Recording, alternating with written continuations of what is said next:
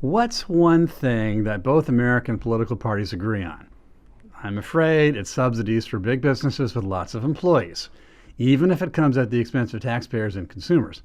So that's the impetus behind the semiconductor pork barrel bill that the Senate has acted on today, even. At the same time, the Biden administration, spooked by inflation, has been setting out, it seems, to change the definition of recession, maybe in hopes that terminology will ease the impact of disastrous spending and monetary policy.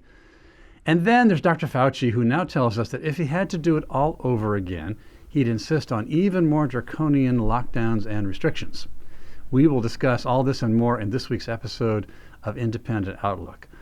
Hello, everybody. I'm Graham Walker, coming to you today from the Independent Institute in Oakland, California. We're right across the bay from San Francisco. And we try and bring you an independent take on the issues of our day. As always, I am joined today by my friend and co-host, Dr. Williamson Evers. Bill Evers, welcome, as always. Thank you, Graham. Grateful to have you. Bill Evers is the director of our Center on Educational Excellence and knows all things education, but also a whole lot more. And uniquely today, we are also delighted to welcome Dr. Benjamin Powell, who's going to be helping us think through some of the economic issues of the day. Thanks for joining us, Ben Powell. All right. Hey, guys. Good to be with you. Glad you're here. Benjamin Powell is a longtime senior fellow at the Independent Institute. Also, he's currently the director of the Free Market Institute at Texas Tech University, has published in all sorts of professional journals like Public Choice and Comparative Economic Studies. You may have also read things by Benjamin Powell in the Washington Post, seen him on MSNBC and CNN and elsewhere. You have published books with us. You've been an important contributor to a variety of Independent Institute books, including Future Economic Peril or Prosperity, where you have an important chapter. And then some of your own books, I think more recently, if I'm not mistaken, Ben Powell, you've got one published by Cambridge University Press a couple of years ago called Wretched Refuse, The Political Economy of Immigration and Institutions. A very important take on the immigration question. And then, Ben, I presume the fan favorite must be your more recent book, or no, just before that, your other book, fan favorite called Socialism Sucks. Two economists drink their way through the unfree world. I assume that's really a favorite of all the travelogue economists around the world. Yeah, that shows, Graham. It was a favorite of mine to do as well. I can imagine. Okay, so welcome to Ben Powell. Grateful for your help. Also, we also want to make mention of the fact that we have a lot of friends with us live on this broadcast today, joining us through our YouTube page, our Facebook page, Vimeo, Twitter, thinkspot.com, and others. Welcome to everybody, and we'll welcome input from our participants later in our conversation. So let's turn to economic matters, since we've got this high-caliber economist with us today. I'll ask you to comment, Ben. I've just been reading the news is all. I'm no economist, but it's pretty striking to see the way that the Biden administration is grappling with the new evidence about economic indicators. Apparently, tomorrow, the Bureau of Economic Analysis is likely to come out with the second quarter measurement of economic growth, which apparently is going to show a second continuous quarter of economic shrinkage. And as I understand it, the standard definition of a recession is 2 quarters in a row of declining economic growth. So the White House seems to be responding by that in a very unusual way. Apparently, on Monday, one of the economists in the Biden team said, well, the technical definition is not 2 negative quarters, but rather it's something to do with a sustained significant decline for a period of time that lasts more than a few months. And Janet Yellen, Treasury Secretary, apparently she admitted that economists would consider a recession to be 2 consecutive quarters like that. But she also pointed out to Chuck Todd on NBC that really not we're not in a recession, we're in a transition period. So what's the deal? Are we in a recession or not, Ben? All right. This definitional stuff is kind of silly. Listen, imagine you were going on a date with somebody and they said, gosh, that person's ugly. And you said, well, actually, that's not the definition of ugly. would that really change how that person is perceiving you? So that's a little bit of what we have going on with the economy. So yes, the standard kind of normal way economists think about a recession is 2 consecutive quarters of the economy contracting, getting smaller. But whether you redefine it, or for that matter, if instead in the second quarter it didn't contract again, what if it just increased 0.001%? Does that really change the lived experience of anybody right now? So I think this whole thing's just political theater, silliness as usual. What we really have is Americans who are hurting and who are feeling an economy that's not doing well and are going to be reacting to it, regardless of what you tell me some GDP number is or whether you define that as a recession or not. We all know real wages of Americans have been contracting in a high inflation environment. And I think they get away with some of this discussion of, oh, maybe this isn't really a recession because you haven't lost your job. Unemployment's only like, what, 3.6% or something like that. And usually we think of recession, that's when everybody loses job. Well, labor markets can clear different ways or can respond to contractions in activity different ways. One way is to lay people off, the other is to cut wages. And what we've really seen is massive real wage cuts across multiple sectors in the economy. When inflation's almost 10% and people are getting a 3% raise, you just took a 7% wage cut. Right. So yeah. It's just dressed up differently. Yeah. And so that's what's going on right now here, whether we want to call it whether a politician wants to admit that it's a recession or not.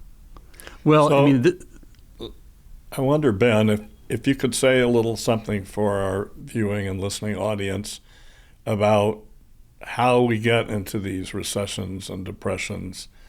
Say something about money, how much money there is in the economy, what quantitative easing was, what the effect of all the money that went out in relief during the COVID lockdown, the kind of artificial low interest rates, how that might have led to economic distortions and corrections and so forth. and why did I have to spend $6.89 a gallon on gas recently? Yeah, energy too.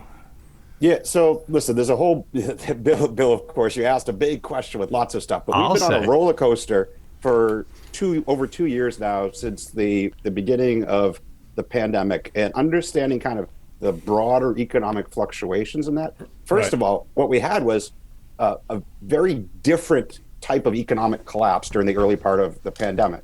We had a government-forced contraction of the economy, where you literally shut down and tell people not to work. And then they passed stimulus. You can't stimulate something you order to stop. When you legally can't operate, throwing money at it as a stimulus won't make it work. What it will do is stuff a bunch of people's money in their pocket that they can't use, and that builds up over time. So then, as our economy, not as our economy, as the tyrants who rule us and tell us what we can and cannot do started easing their restrictions on economic activity, people started spending all of that money. And now we're in the stage where that's created a lot of inflation, and we have a lot of economic distortions that need to get readjusted. So all those stimulus packages, you didn't get a bigger tax bill to pay for them for the most part. The Federal Reserve monetized them. So stuck extra money out there that didn't make it into the price level initially, but eventually as people started spending that and things were opened back up, it started getting into the economy, and here we are today with higher inflation, and it looks like a recession. Some people would think about the 1970s and remember the word stagflation. Right. That's what we're getting at right now. So this man, Edward Chancellor, has a new book out called The Price of Time.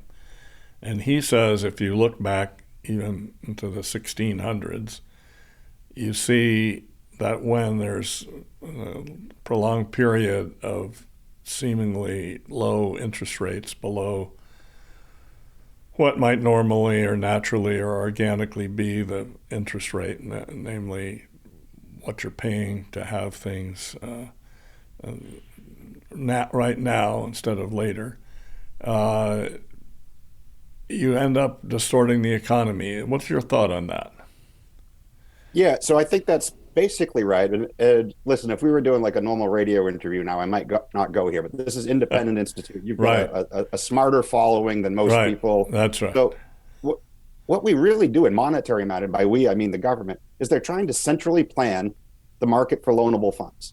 That's inherently an impossible problem for a central planner to do. So our problem is much more fundamental than interest rates too low, too high, low or too high compared to what a market equilibrium should be. What we really need is a competitive market in the setting of interest rates and money. We need a competitive banking system, which is very different than what we have when you have central banks around the world managing that. That said, there's better and worse ways to do it when they're centrally managing it. And what's best known as the Taylor rule for setting interest rates, the government was far below that. Named after Stanford economist John Taylor, right? Yes, one of your neighbors there on the peninsula. And they were well overshooting that for a while. So it's too much money tasting too few goods. And the politicians like to emphasize the supply part of this, of the too few goods, and blame it on pandemic disruptions, the war in Ukraine, things like that. But the real story is the money. The supply of goods shrinking is a one-time change in the price level. A compounding change in the price level over time is more and more money going out there.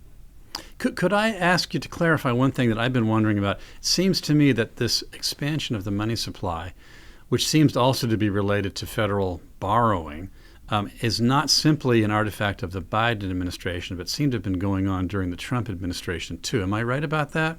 Yeah, absolutely. This is a bipartisan affair. The federal government was trying to stimulate the economy stimulate again the quotation marks under Trump, and it doubled down on it under Biden. Now, if Biden had his way, he would have put his foot on the gas even more with that behemoth Build Back Better going on top of all of this. So there's lots of blame to go around. Trump was wrong for what he was pushing for, and then Biden was just doing more of it. And in fact, by the way, we're talking about this in the context of this recessionary environment.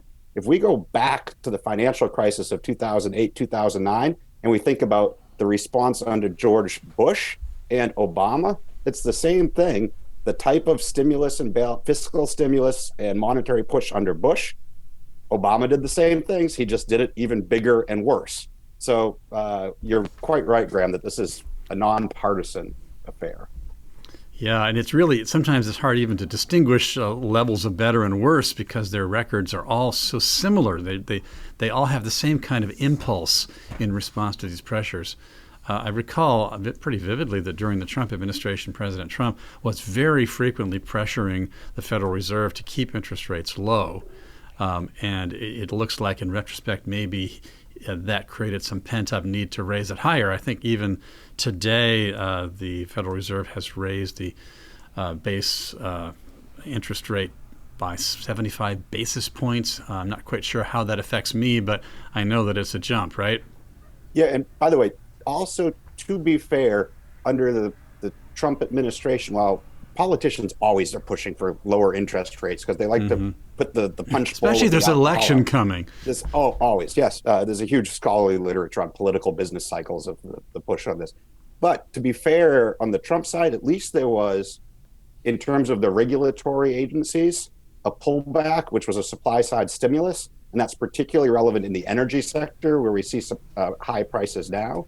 The Biden administration has been a push on the regulatory side that constrains supply responses in the United States, particularly in the energy sector. When he complains about high gas prices, that's just disingenuous.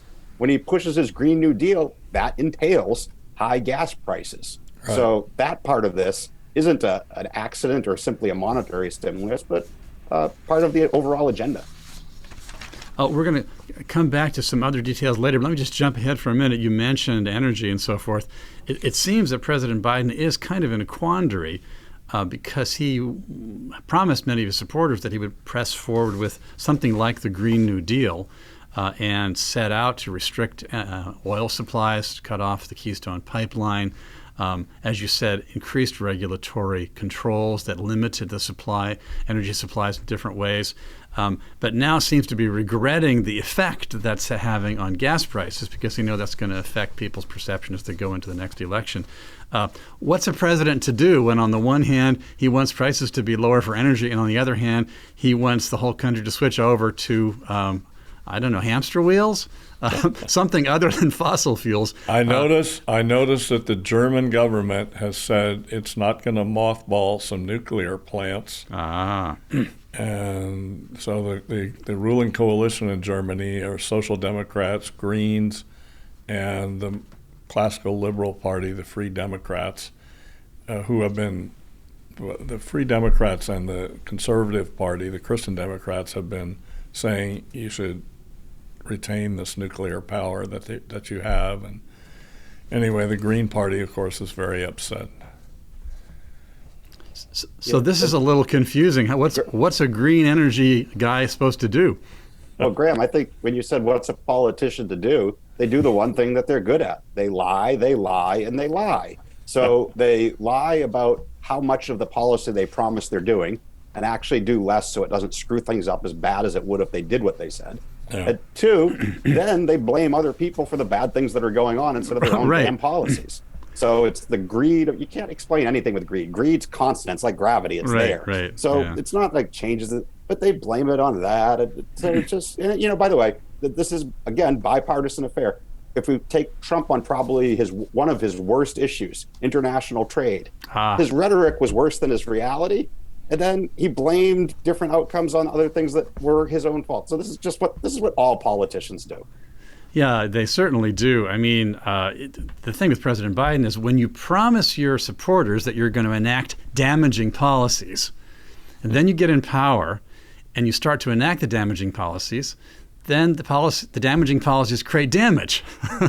And so it's really hard when you're committed to toxic policies, but then you don't like the toxic results.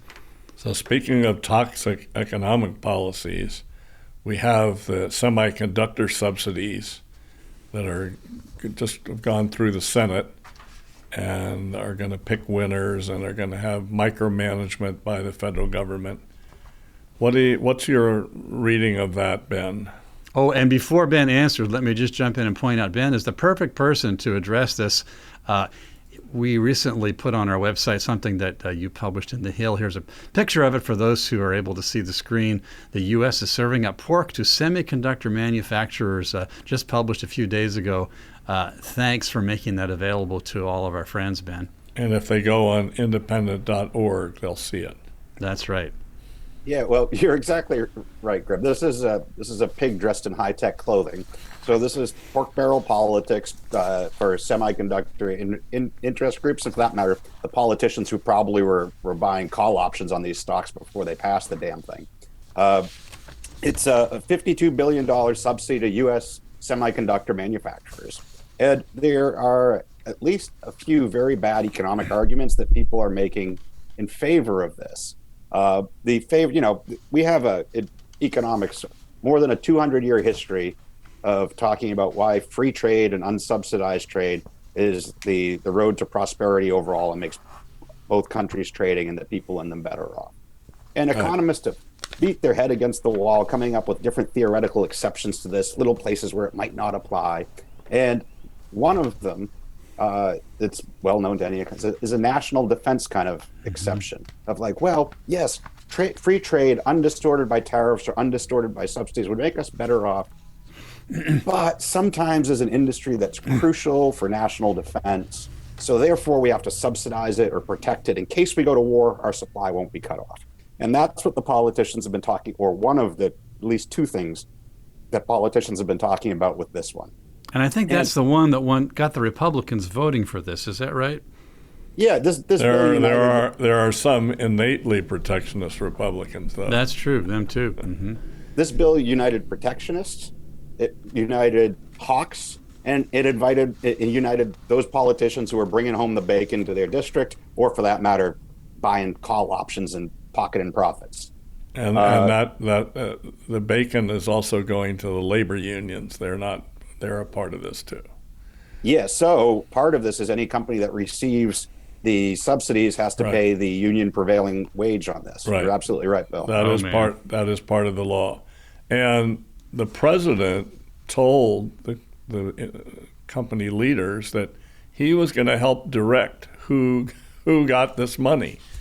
And of course, it's restricted to spending in the United States. If you're manufacturing chips and you're an American company, but you're doing it overseas, they're going to discourage that. It's everything that could be done in a counterproductive way. They're doing it, but keep going, Ben. So listen, so with this, when they say it's national defense, what you're describing, Bill, is exactly right. It's more about picking winners and losers who can then contribute to your campaign and can get subsidies in swing states that will benefit Obama, and he can show up and do a photo op there while he's doing this. The national defense thing, listen, almost any time, and this applies to Trump and his steel tariffs too, any time when a politician says, well, it's for national defense reasons we need this in the United States, there's a two-word answer that applies, I think, 100% of the time. The first one of those words is bull. You can guess what the second word is. And when you think of Lesotho, a small landlocked country completely within South Africa, surrounded by South Africa. You can imagine things where they're like, yeah, if we went to war to South Africa, we better have an industry of this to do it. Although it really doesn't matter because they're so small, South Africa would crush them anyway. But be that as it may, we could come up with that. The United States, we've got a Pacific coast and an Atlantic coast and the world's largest Navy. It's very rare that you're going to come up with something where, oh, if there's a war, we'll lose our supply of. And we get semiconductors, not just from China and Taiwan, but from all sorts of countries around the world. That means there's not a general defense case. Now, supply chains were disrupted in chips. We all know that. That's one of the things backlogging car manufacturing. For the private companies, they have a profit incentive to worry about the risk of future supply chain issues and diversify their buying accordingly, which could mean in the United States or not. The government, for national defense reasons, can do this as well, diversify their buying across the globe. It doesn't need to subsidize production in the United States. Now, the best case someone could make for national defense on this is there's a single firm in Taiwan that makes like 90% of some of the most advanced semiconductors. They're called 5nm chips, I think. And there you could imagine, oh, well, if China went to war with Taiwan, our supply could be cut off, and these are crucial in defense applications. Fair enough. Well, that sounded persuasive to me when I first heard that. Yeah, and at first blush, it does sound persuasive, but then the question is there a better way than first of all, it doesn't justify just subsidizing $52 billion of any semiconductors. It's just this very one. But even then, if we were worried about it for defense reasons, that we shouldn't get all of our chips from Taiwan for this reason, here's a cheaper way for the government to get them.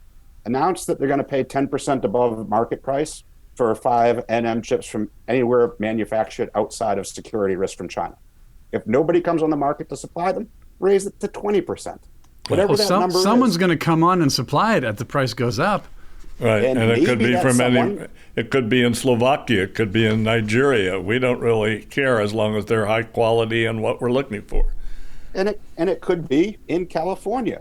Right. We don't know, but the way to find out who can do that most cheaply is to just keep raising price till we buy from somewhere that's not Taiwan. If it happened to be in the U.S., fine. But if it doesn't, that means this bill is bogus on the national security stuff and is just a rent to U.S. companies, which is what it is. So we didn't need to spend $52 billion to achieve security with that one category of chip.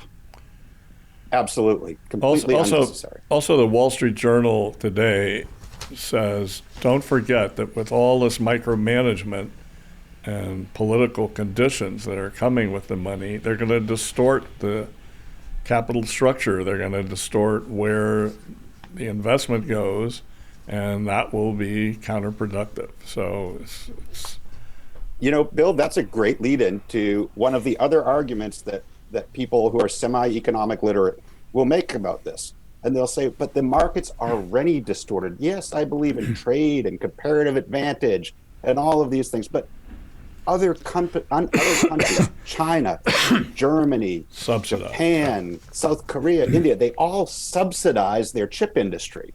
So let's take advantage of that and get their cheap stuff.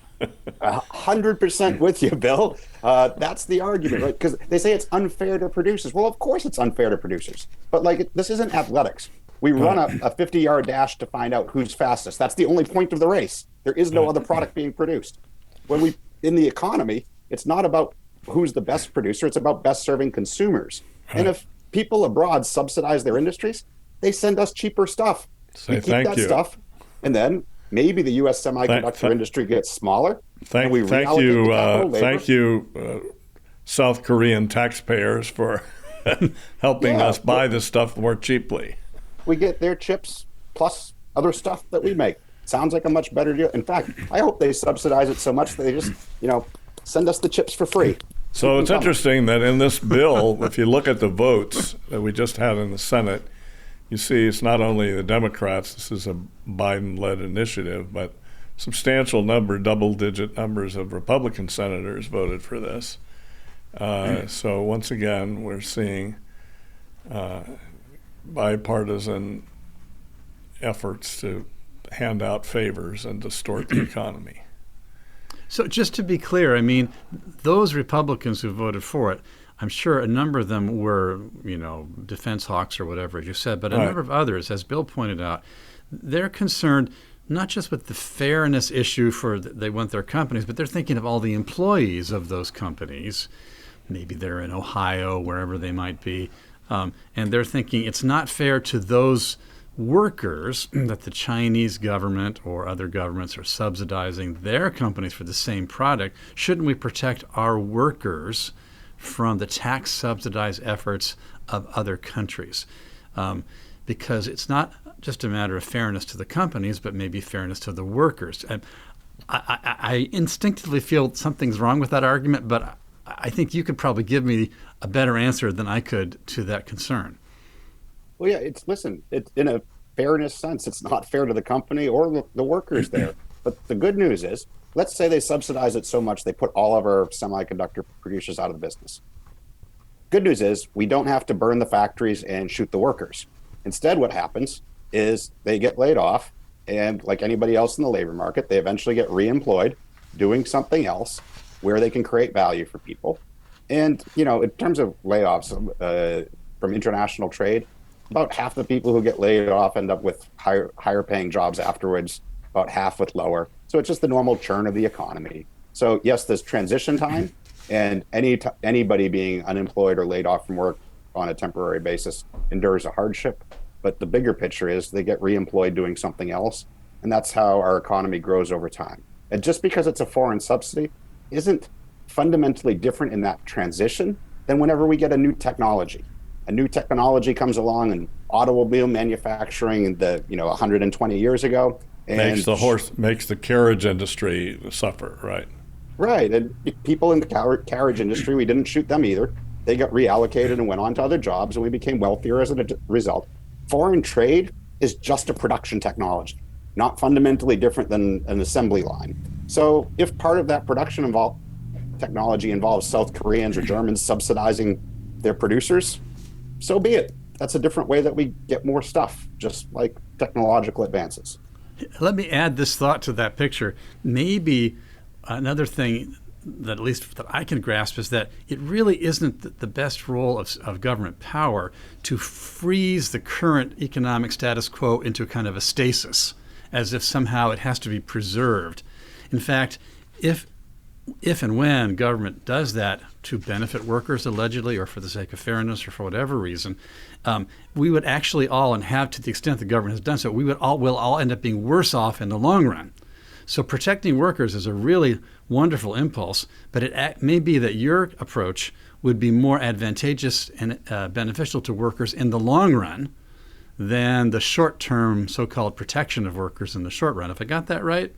Right. As the economist Joseph Schumpeter famously argued, that market's a process of creative destruction. So in order for having entrepreneurial creation, you have to have entrepreneurial destruction too. We have to free up the labor and capital to move where it's most valuable. So that churning is part of economic growth. Without the churn, you don't get the growth, you don't get the higher standards of living over time. But churn is uncomfortable, Ben.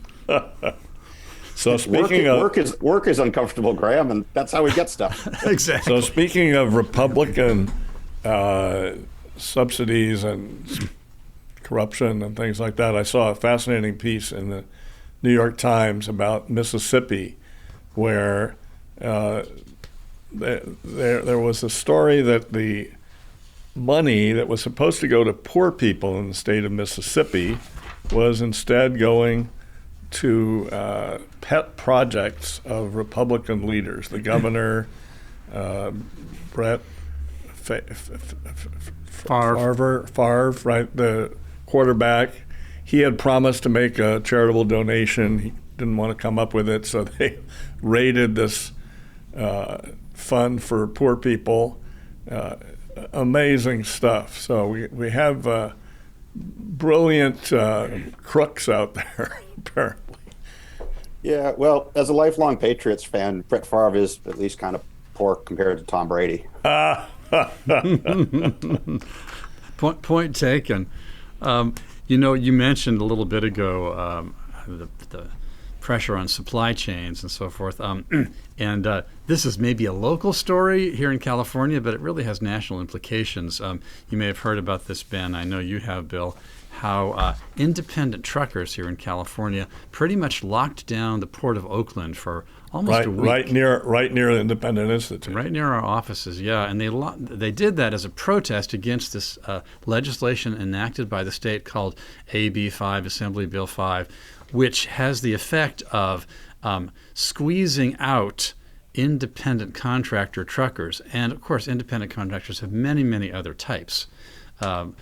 And they allegedly, the state legislation is to benefit them because they're supposed to be turned into employees so they can get nice, proper salaries and nice benefits and so forth. But of course, hundreds of truckers prefer to be independent operators. Take loads when they want to take them, not take them when they don't want to take them, charge what they want to charge, engage where they want to engage. But the law is bigger than hundreds. It's 70,000 independent truckers. 70,000. Man, oh man. So this has been quite a story, and it actually has caused apparently some tremors in the supply chain. The state, the law was contested by a lawsuit from the truckers. The California Supreme Court declined review, and so the state started enforcing it. And in order to not be worse off or arrested or something, punished, penalized by the state fine, they've stood down, and so the port is opening again. But this is a way in which government regulation, in the name of benefiting workers, is actually harming them, and then having terrible results on the supply chain. If we lose those 70,000 truckers, that's going to have a huge impact upon the movement of goods. 40% of the imports come from the California main ports, Long Beach, San Francisco, Oakland, and so forth. Unbelievable. Yeah. You know what I call independent operators, Graham? What? Business owners, capitalists. Well, they want to make them. What this bill is doing is taking the bourgeoisie business owners and trying to turn them into the proletariat workers, because you can't unionize the business owners. If you take away their business, throw them into the working employee pool, then you can unionize the truckers and you can get more money in your Democratic coffers that run California. That's the disaster that this is all about. That is it's not about protecting them. That's exactly right. Cycle. And of course, the thing that motivated was the growth of Uber and Lyft, and it sucked in all sorts of other people, independent musicians, various sorts of people, and then writers, exemptions, right? Freelance writers, and it's really a catastrophe because instead of being freelancers, they're suddenly sucked into corporate organization hours, or they're unemployed. Right, and many of the independent truckers are going to lose their rigs. They can't really afford this situation as it's coming around. But what's fascinating about our economist Ben Powell's analysis is that it's not only that legislation of this type has, what shall we say, unintended consequences, but that it's actually part of a kind of a vicious cycle of self-interest. Well, the unions did have the intended consequence of putting these operators into a proletarianized situation. I mean, it's almost like a Marxian. So Marx had this idea that a certain kind of immiseration in the economy would lead to the proletarianization of the middle class. Well, here they are instigating that. Yeah, that's pretty incredible. I know that the official rationale for this kind of legislation sounds beneficial in its intent. In some ways, Ben, reminiscent of how the justification for the protectionism sounds beneficial in its intent. Lie, and then promote private interests. Right. That's what's going on here too. Some people believe the lies, and maybe well-intentioned belief in those lies, but boy, they sure are lies in the long run, aren't they? Yeah, it's hard to believe. So okay, speaking of which, Bill, you drew to my attention the fact that there's been a lot of talk about how Paul Pelosi, Nancy Pelosi's husband, had apparently some pretty favorable market information from which he benefited. What's going to happen with this? Is this going to trigger some kind of a new restriction on insider trading? I don't really think it is insider trading, because this subsidized. So I'm kind of debunking the charge that Paul Pelosi. Yeah, you explain that to me. Well, so first of all, everybody knew that this CHIPS subsidy bill was coming. The company that he invested in is not somebody that's, particularly benefited in some. In other words, they don't have generalized language, but it still points to that company or something like that.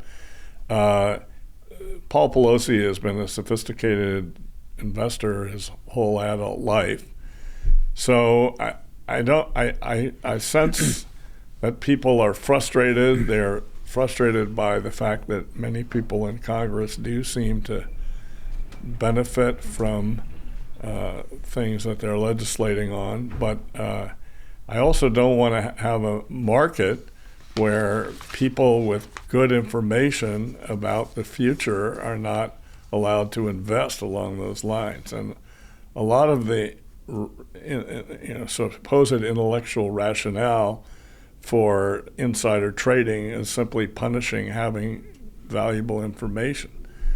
So it doesn't strike me as a real case of fiduciary. He wasn't engaged in some sort of betrayal of trust of anybody by making this investment. So that sounds reassuring, Ben. Do you know enough to comment on this?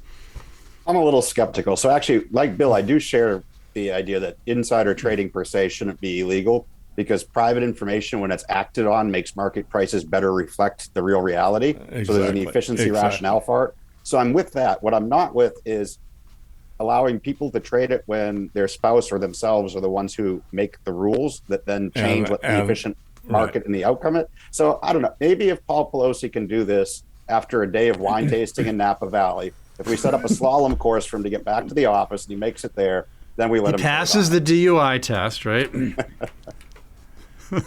Well, I just think that was well said. Thank you, Ben.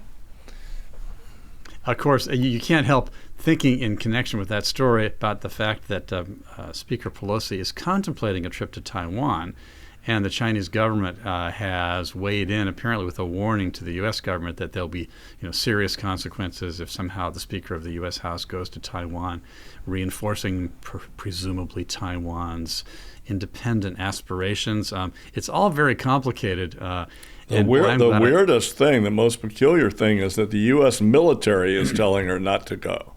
Yes. Mm-hmm. Because it's going to upset West Taiwan. It'll upset China. Yes, it'll upset China. He's referring to the fact that there's a funny map that's circulating on social media, and it calls the whole of mainland China West Taiwan. Well, if you're in favor Taiwan. of one China, that's one way of thinking of one China, right? A one China policy when the whole thing is Taiwan. Okay. We're not there yet. Enough said there. Somebody alluded earlier to, I think Ben alluded to, our masters during the pandemic period who decided what we could and could not do and what we could and could not buy and sell and rent and so forth. We've been through, as a society, quite a stringent situation over these past 2 years. Hard to understand the degree to which regulatory power was enhanced by the apparent urgencies of the pandemic. So now things are settling down a little bit. Even President Biden has tested negative after having had COVID. What a relief. I'm glad for that, for sure. One of the people at the center of the storm, Dr. Anthony Fauci, has been reflecting in public on, the experience. And he has now said in an interview that, in retrospect, that we should have been much more stringent, he said, during the lockdown. How much more stringent could they have been, and what would the effect of that have been? He's awful. He needs to go. So, we got hygiene socialism for almost 2 years here in the country. Did you make up that term? That's a great term. No, other people have used that hygiene too. Socialism. Okay, got it. But how about fascism instead of fascism? That's what this guy really is. So the idea, what would it have done? So look at the countries that locked down harder and kept it outside its borders for a little while. And look at the states that had mask mandates. There's no difference in terms of hospitalizations and deaths between the states that had. You have a kind of an experiment where some states institute mask mandates at various points, and some states are pretty open, South Dakota or one thing or another. And okay, so did they all die when they didn't have mask mandates? Yeah, so I do want to make, since again we've got a more intellectual audience here with Independent Institute, a little bit of thinking about economic logic, or what we call price theory in economics, about this too. People from the get-go in this disease talked about some of the wrong things when justifying shutdowns, stay-at-home orders, these types of things. It's not about, by itself, the deadliness of the disease, case counts, something can be deadly and justify no regulation. The whole key from an economic way of thinking perspective is the world became riskier, but the world would be riskier if all of a sudden just the number of earthquakes in California doubled. But that wouldn't say, therefore, we should regulate people's behavior. The key was that people's behavior impacted the costs and benefits experienced by others. Your building mitigation strategy for earthquakes basically affects the people who come and go from that building and who own it. So that's internalized, what we'd say in economics. The people making the decisions get the costs and benefits. But the idea was that there was a transmission externality. If we all didn't treat every stranger with as much love as we treat grandma when we say, might we transmit this to her, one person's risky behavior makes the world riskier for other people. And this would justify the externality. But nothing could be further from the truth. And it's worth saying, over Graham's shoulder right there, there's a lighthouse for the Independent Institute's logo because of Ronald Coase's famous article on lighthouses. But it's one of his other ones that I've mentioned here, of the problem of social cost, where he points out externalities are reciprocal. So if we lock down young, healthy people who have fairly low risk for the benefit of older and infirm people, you're imposing an externality on young, healthy people. The same way as if young, healthy people do it, and pass contagious diseases to older, infirm people. So either way, there's an externality. It's both directions. And standard law in economics would say, how do we most efficiently deal with this? Well, put the burden on whoever's the low-cost adjuster. We did it, not we, I'm sorry, none of you guys did this.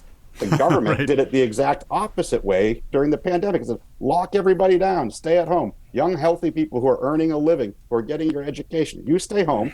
Older, infirm people who are largely out of the labor force, that'll lower your risk. They got it wrong from the get-go. And then it was command and control regulation, which when economists think about command and control pollution, no, they know you set targets and then let companies adjust or you set taxes, let companies adjust to the price. And instead they did it backwards with this. Instead you had the absurd regulations of, yes, you can have a beer, but only if it has dinner. Now we're going to define dinner and all the other crap that went with it.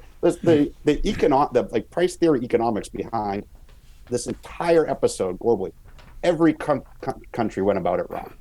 And this isn't about dumb orders of sending infected people into nursing homes. It's about not appreciating the situation that we found ourselves in. So this isn't just about trading GDP growth or unemployment with case counts.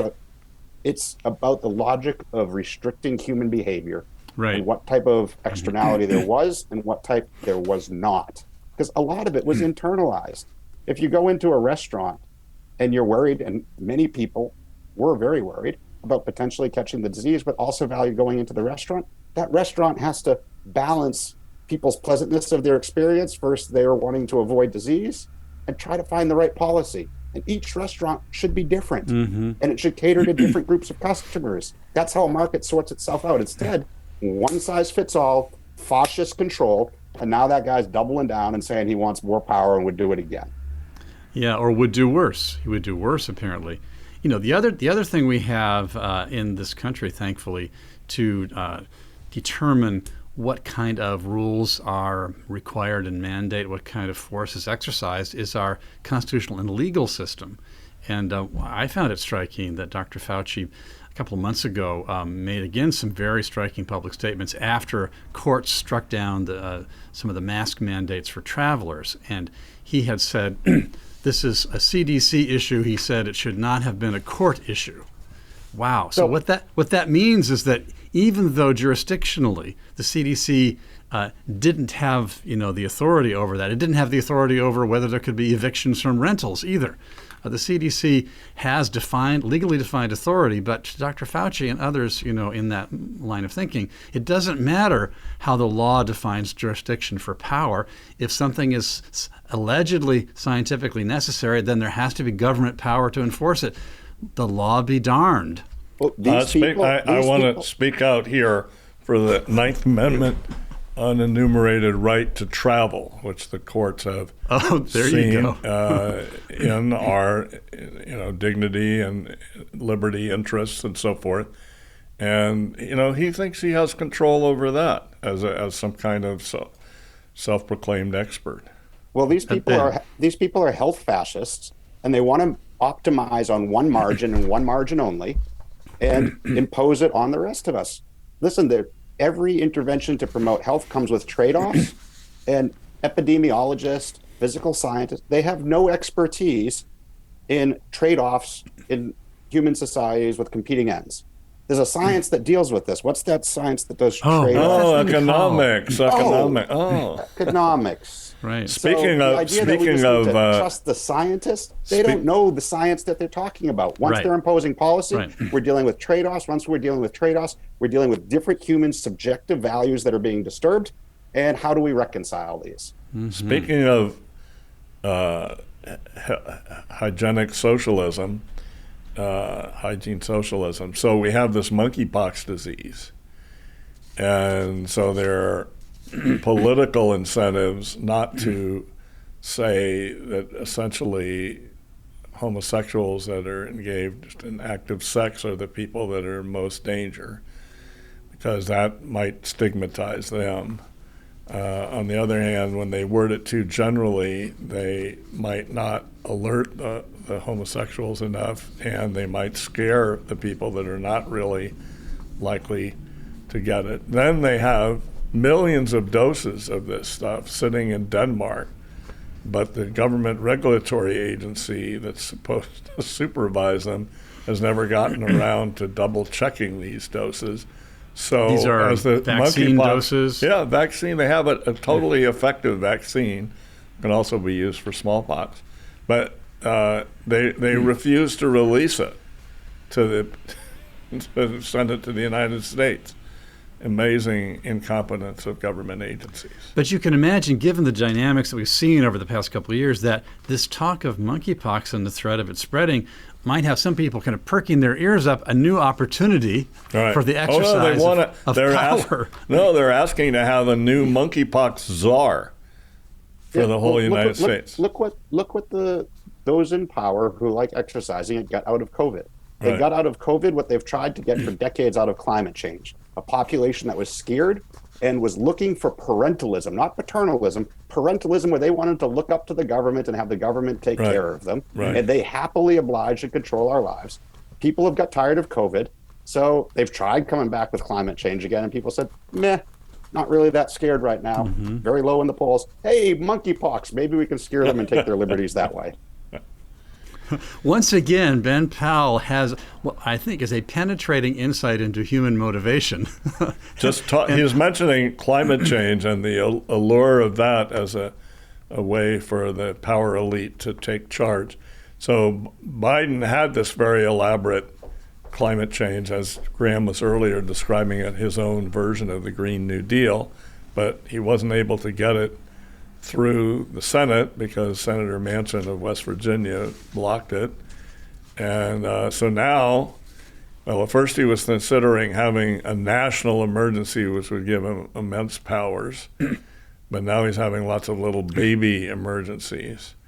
Instead, well, Karine LaPierre says that the national emergency is still on the table, even though he hasn't implemented it yet. It's just that instead of going to regular order, instead of going through the Congress, and if you don't get through the Congress, you just didn't pass the bill that you wanted, and that's politics. Instead, they say, oh no, whatever we want is incredibly important. We can just violate regular legislative order and go around it. That is a very, very bad attitude for American political culture. Absolutely. Listen, we've covered a lot of territory today, and I am grateful to both of you.